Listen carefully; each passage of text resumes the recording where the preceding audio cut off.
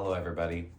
Sweden is a constitutional monarchy as well as parliamentary democracy. They have a population of about 10.6 million people, and they are situated in the northernmost region of Europe.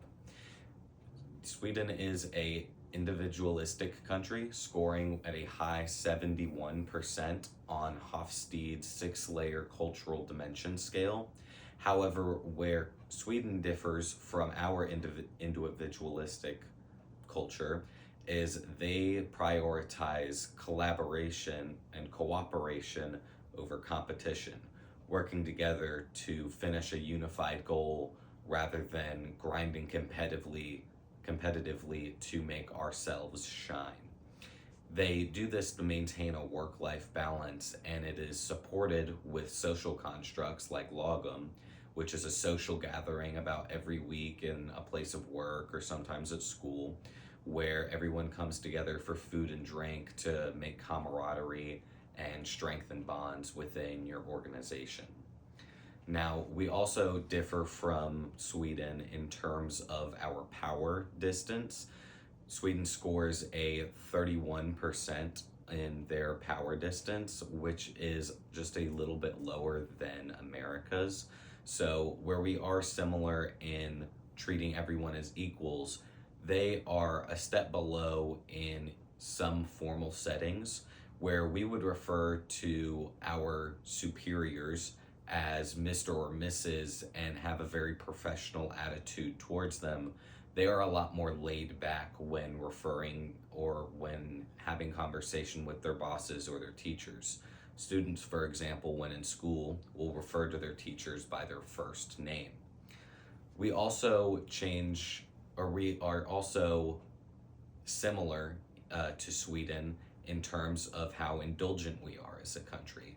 Sweden is very indulgent and will take plenty of time off throughout the year to live life to its fullest, and they will do this by going on vacation and attending festivals. Something notable that almost every Swede partakes in is partaking in Midsummer every year. It falls between the 19th and the 25th of June, and it is a celebration that focuses on health and fertility and life. There is several activities and ways of celebrating Midsummer, like singing and dancing with immense food and drinks, and there's a rich history tied to it of supernatural elements dating way back, talking about how if you would gather 9 different types of flowers and put them under your pillow at night and sleep with them there, then you would have a dream revealing who your lover would be. Or if you would to eat the plants that come off the maypole, then those would have healing properties and heal your body where it's ailing. Now, this is made very possible by the accommodating work schedule that Sweden provides for its workers. They have a guaranteed 25 full days off pay, as well as parental leave, maternity leave, and sick leave. So they are very comfortable in taking these days off and enjoying it.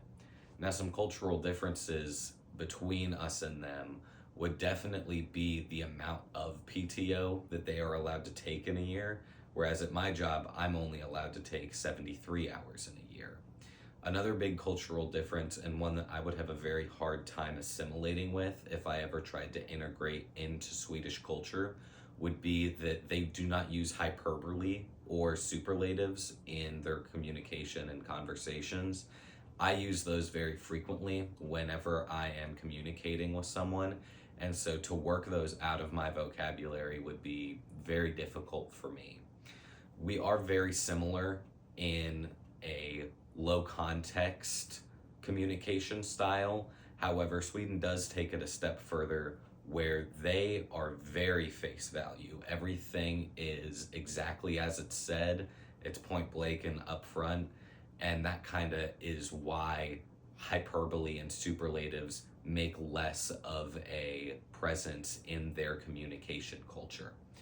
Now, to finish this up, the presence, the uncertainty avoidance sits at a very, very low 29% in Sweden, which means that they are very comfortable adapting to change and move with the future rather than try and hold their ground.